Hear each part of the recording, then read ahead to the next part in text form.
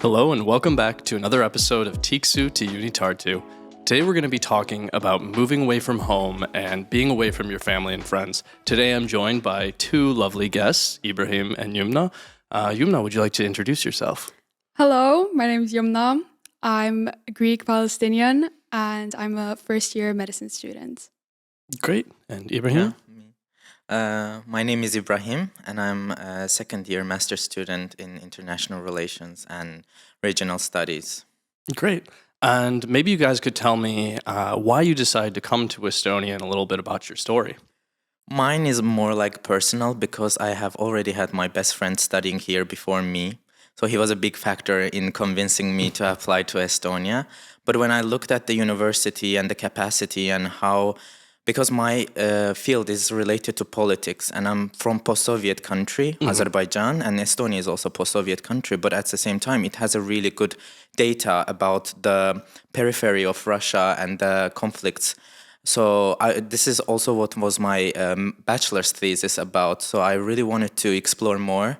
And thankfully, I have seen that the program is really suitable for my interests. And also I've talked to the director of the program in an interview, and he really encouraged me to continue. So that's... And you get to see a little bit more firsthand actually being here. Yeah, that's awesome. That's true, yeah. And Yumna, could you tell us how you ended up in Estonia? Yeah, so actually it's a funny story.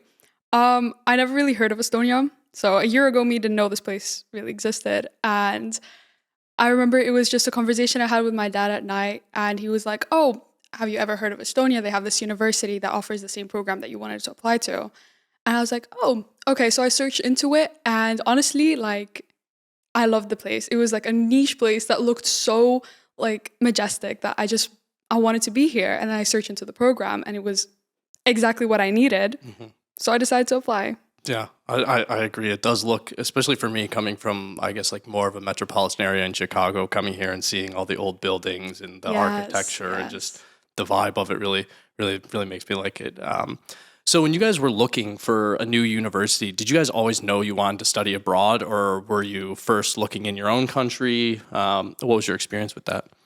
No, with me, I always knew that I want to study abroad, and I've been trying to apply for some universities even when I was bachelor's degree, because the education in my country is somehow mid, and it doesn't, when I came here and saw the education in Estonia, generally, and I was like, oh, that's actually really different than what I've been experiencing in my country. So I've always knew that I want to open my boundaries and I want to experience the education in other countries. But at the same time, I think it's really important to see other perspectives. And because, for example, even in your country, especially in social sciences, there are a lot of theories that are contradicting with each other. And when you're in one country, in one institution, you only learn about that perspective.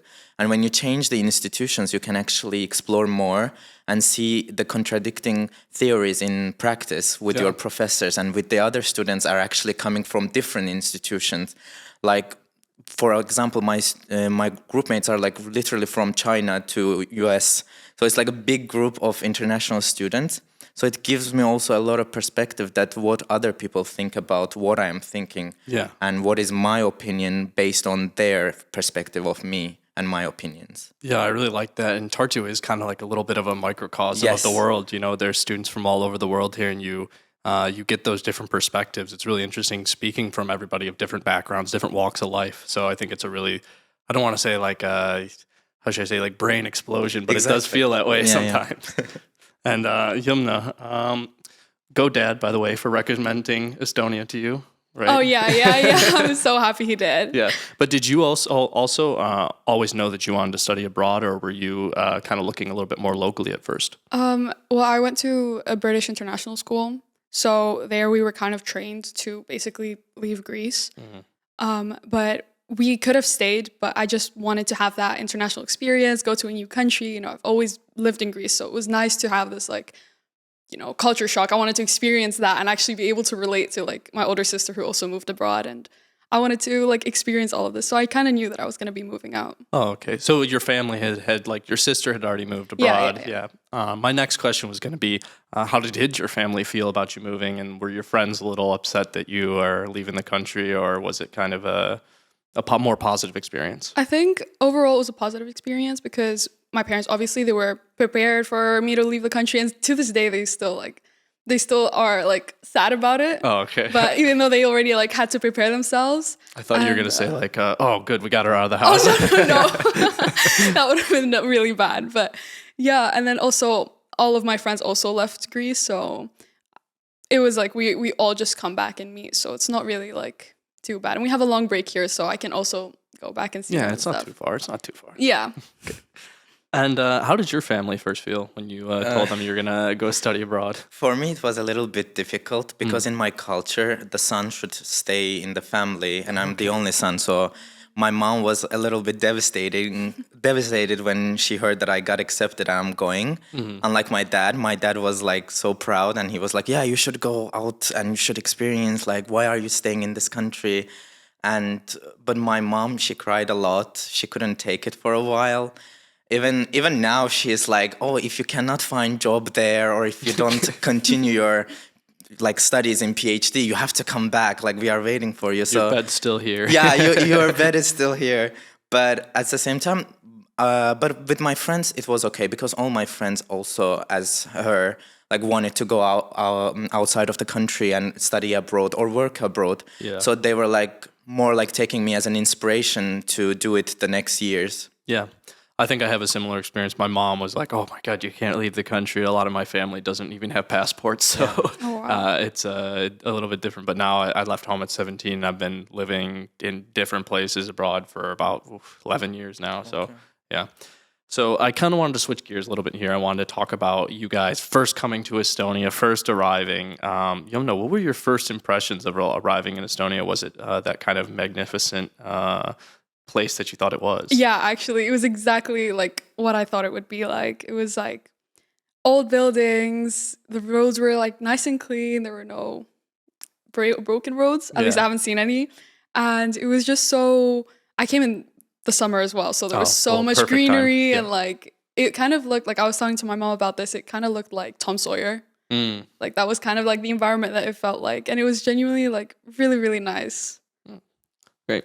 And what were your first impressions of him? My first impression was like, this must be heaven in a way that, but not in a way that the country is a heaven, because I didn't know a lot about the country. I knew that it was a highly digital country and I had to sign and do all the stuff like digitally after I get my, but it was like I was coming from a city that has literally no trees, and you come to Tallinn and then to Tartu, and the first thing you see is like everywhere is just like trees and greenery, and like everyone is sitting on the grass, and you're like, wow, I haven't lived my life like at this point. Yeah, there's the river. Yeah, there's like a river and for sure. And the second thing I noticed is that the people were so chill, like they were like biking or like doing picnics on like, or sitting next to the river reading. So I was like, okay, like this seems like more like a student city. Yeah. But at the same time, people are also very chill and very comfortable, like sitting under the sun and doing whatever they like to do. Yeah, I also feel it moves, like time moves a little bit slower in Tartu for some reason. Exactly. Yeah.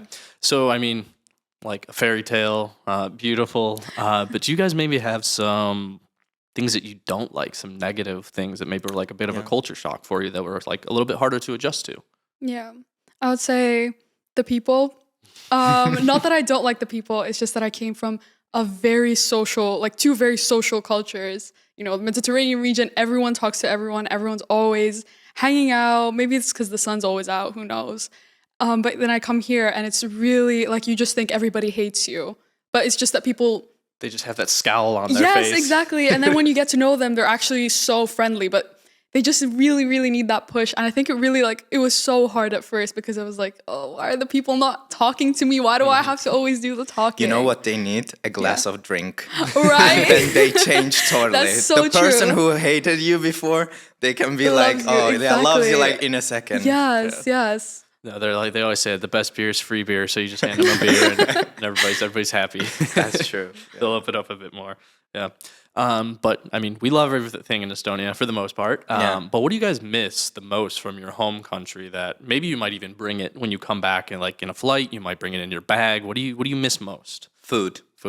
Food is the Yes, yes. I remember that it was November or December, and I called my mom and I said that I don't know, like I have to find an Azerbaijani family here or like a restaurant or something. And then gladly my friends, like they recommended some places that is like a little bit Caucasian, a little bit Azerbaijani, Georgian that I'm like used to. So like I was like, okay, thank God there's something. But at the same time, I had like 50 kilograms of luggage, and half of it was just like food. Yeah.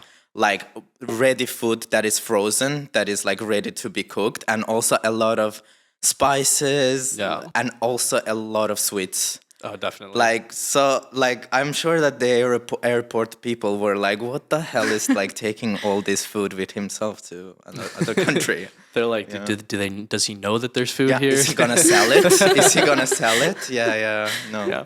And Yumna, what about you? Again, food. Food, like okay. 100%. But I like brought my own olive oil, my own olives. I brought olive paste. I really love my olives, but also I really kind of miss the sun. I miss like, it would be like January like 20th or something. You just go out in like the sun and you were barely wearing a coat or anything. I'm missing like, oh, it's 10 degrees outside. I'm like really, really cold. And then it's like -10 here. And have your families come to visit you guys here, or have you been mostly the one having to take the trip back? My family hasn't visited me, but my parents did come with me when I first moved in September. That's nice. Yeah. No, my family didn't, because like since we are out of EU, it's really hard for them to get the visa and all the procedures and stuff to come here. Yeah. And also I'm staying at the dorm. Okay. But they need a place that I can show that, okay, I can host them, or I can, But I have visited my family several times, and I also did my internship in Azerbaijan.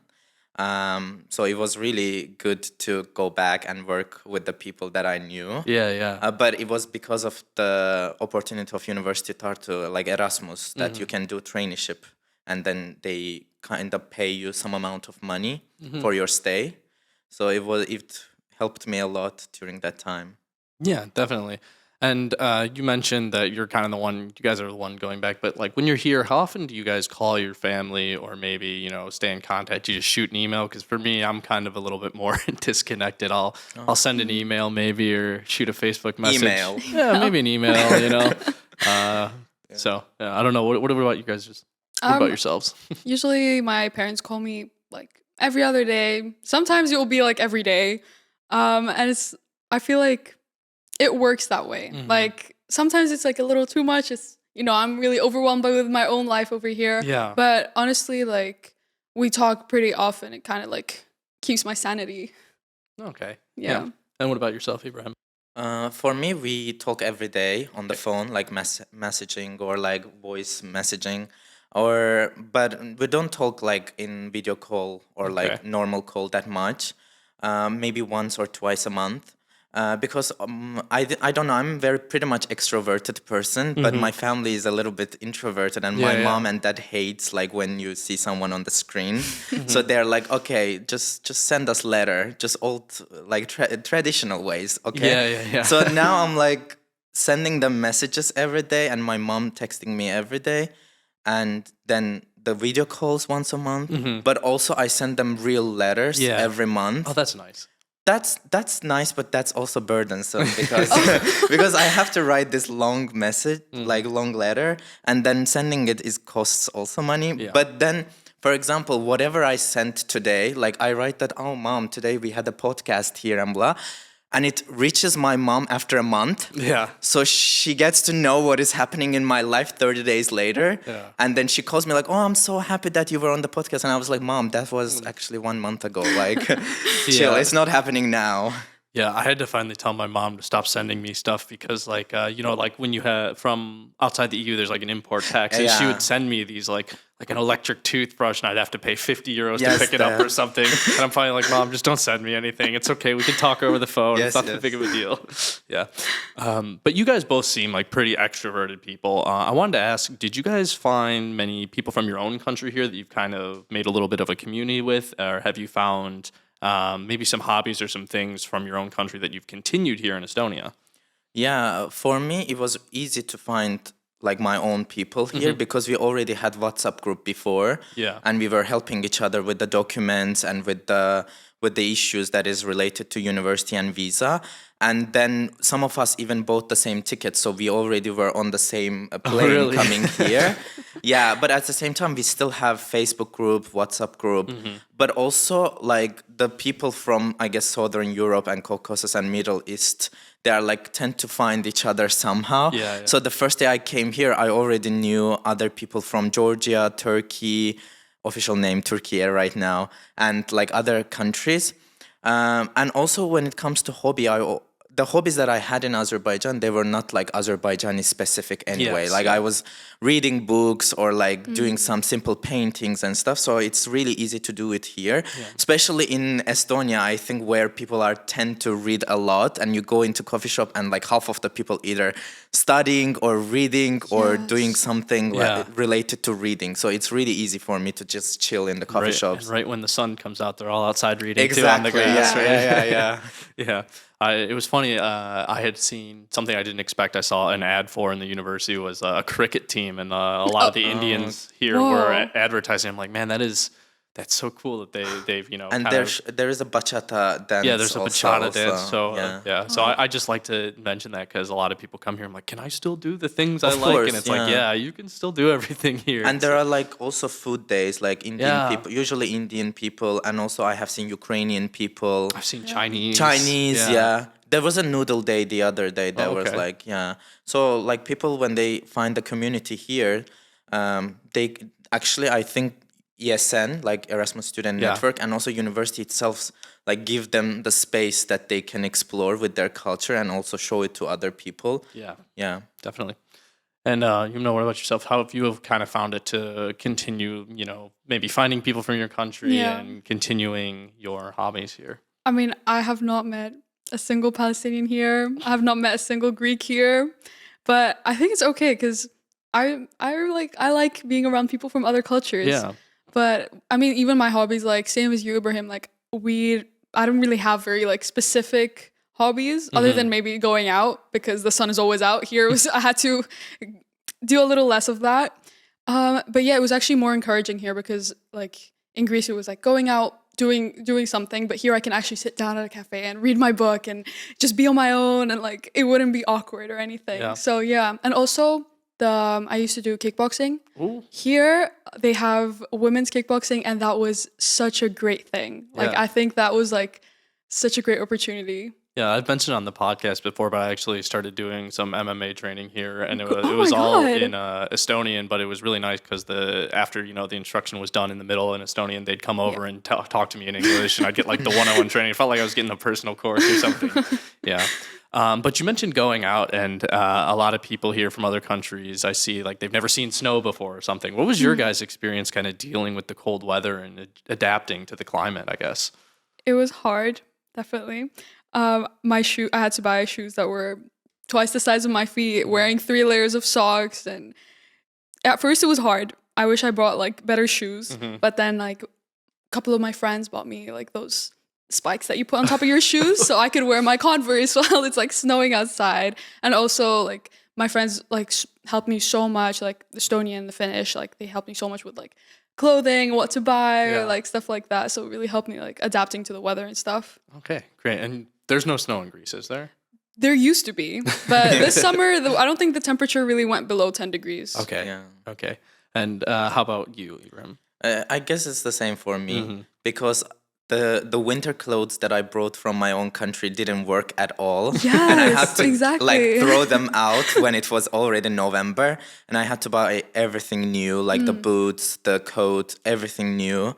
And then first time in my life, I had to learn how to layer clothes on top of each other, like what you should wear first, and on top of it what, and then what. So it was like full cultural experience for me to not only be resistant to winter, but also getting used to how to live in harmony with the winter, because Estonians are like, oh, like winter, yeah, it's really harsh, but there are a lot of hobbies you can do. You can ice skate, Yes. you can winter swim, and I was like, okay. Have you done the winter swimming? No, no, I'm it's not nice. doing Yes, that. they're so always nice. telling me to do it. Yeah. But I haven't done winter swimming, but I've done the, when you go to sauna, and after sauna there's like small pond or lake that is like half frozen, and you just jump into it and then you get out. I did that. Yeah. Yeah, I didn't die. Yeah, but it was like, cultural shock for me.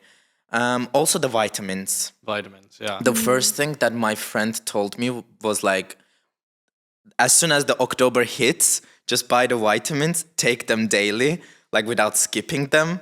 Otherwise, you're gonna get like depressed, like without vitamin D. Yeah, when you don't see the sun for so long in the winter, it does feel like you might need it sometimes. So but I did hear. I think we have I think it's like an Instagram story. It says there is no poor weather, only poor preparation. Exactly. Only poor preparation. Yeah. So we kind of talked about a little bit not being prepared for the weather, but was there anything else you guys like really weren't prepared for, or maybe like a learning curve when you first moved here? Like for me, it was the recycling, weirdly enough, everything's 10 cents and you have to gather up your recycling and put it away. And in my neighborhood, there used to be a truck that would just come and take it away from in front of your house. Yes, so it's a little bit different. Yeah. Anything you guys can think of, or? I think also, I definitely had the recycling, because I was like, oh, what do you mean? Like, I have to separate packaging, and it was just recycling bin or non-recycling bin in Greece. So I was like, oh, like, what am I separating? And I was like panicking a little bit. I was like, am I going to get fined if I don't separate it correctly? What's going to be going on? But I don't feel like there was much like of a learning curve, other than maybe managing like money and how to live on my own and stuff like that. For me, it was like maybe learning the bike system in the city, because my city is like really, really uncyclable. So like the cars are the monsters in the city. So in Tartu, but like it's very walkable city, but also it's like very cyclable city.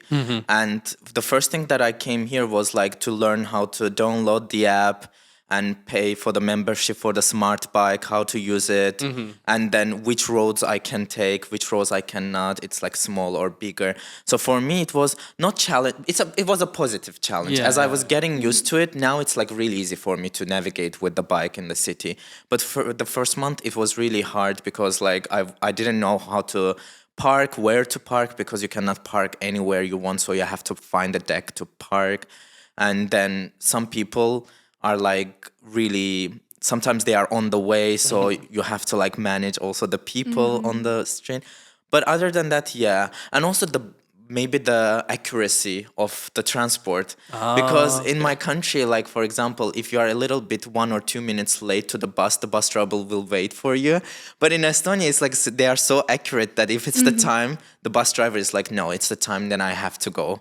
So but it's also very positive, because it also gives you this sense of responsibility that I have to be in the bus station like at least 10 minutes before. While in my country, it's like, oh, I'm going to be 5 minutes late, and they're going to probably wait. No, it's definitely a learning curve. It was because, US is a very car-centric kind of place, so I had actually never taken public transport before I came to Estonia, so I definitely had to learn. I still get a little, I'm like, oh gosh, these schedules, I'm like, and it's not that hard. It's super easy, but, I'm a little slow sometimes. So.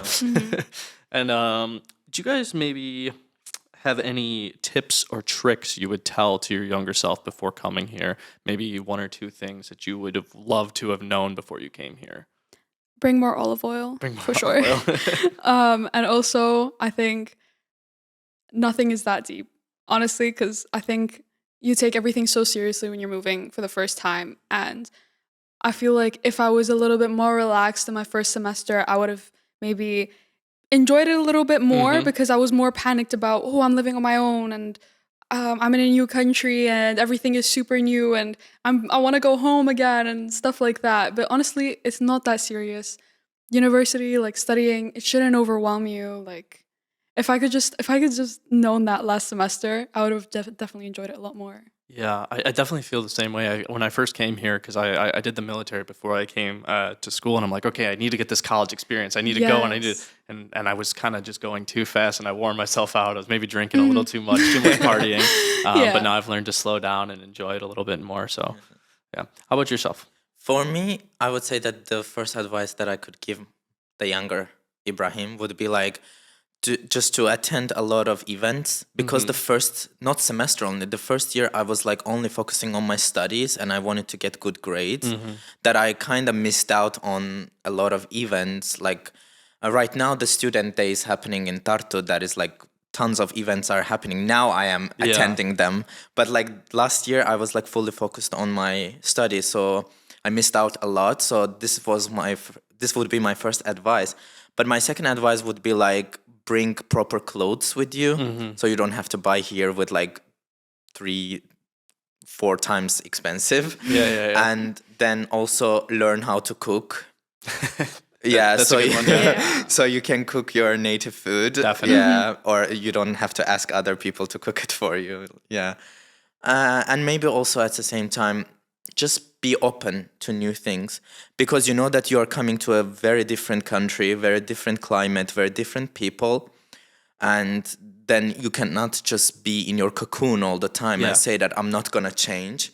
I'm always gonna resist this change. I'm gonna stay as myself, which some foreigners actually do here. Oh, yeah. So just be open to Estonian culture and how they are understanding the world, understanding their country. Be a little bit interested in news also, because sometimes Estonians are like to talk about politics, and when you say that, oh, I saw this in the news, they are like, okay, I can talk to this person because now we have mutual topics. And don't be so like introverted, because Estonians themselves as a nation, they are already introverted. And when you are yourself introverted, it can be like pushing each other far away. So it's better that one part is extroverted and willing to talk to people, because once, as my partner said, like as they get to know you and they get to know who you are and what are your intentions, they're probably going to be really friendly with you later on, and they're going to invite you to saunas, or like picnics. Yeah. Well, you guys have given a lot of good tips, and we are cutting down on time, or running down on time right now. So the one thing I like to ask people is something to, close off with is, what would you say if you could recommend one Estonian thing to somebody? Maybe a media, a food, or I don't know, maybe a place even. What would you recommend to somebody that they need to try from Estonia? Thrifting. For sure. And my favorite thing is juustorull. Juustorull. Yeah, juustorull. Cheese rolls. I love it so much. But yeah, probably those two things. Go thrifting, have a juustorull. Have a juustorull, go thrifting. You're going to be set. You're going to have the time of your life. All right. And Ibrahim? I would say Vana Tallinn. Vana Tallinn? Yes. Especially the different flavors. For example, I like to add ice cream one to my coffee. Yeah. And then it makes it like alcoholic coffee. Yeah. And for the uninitiated, Vana Tallinn's like a rum-like liquor. Rum, liquor, but like better. Yeah, it's kind of the staple of like the staple export, I guess, for alcohol from here, I'd say. And I would say maybe visit lakes, because Estonia is like a wonderful place for people who like nature and lakes. I would say, and it has like dozens of lakes, like every maybe like 2-3 kilometers. So you can just take bus or even bike if you have bike, and then you can enjoy nice weather during summer, and you can do some swimming in the lakes. Definitely. Yeah. And also maybe winter swimming if you like to. If you like to, you need take to some challenges. You need to try jumping into a frozen lake. Everyone's telling me to do this. I'm not sure if I can handle it. I'm too much of a sun type of person. I don't know. Well, give it a try. But thank you guys so much. That's all the time we have for today. Thank you guys so much for spending the time with me and taking the time out of your day. And this has been Tiksu to UniTartu. Thank you so much.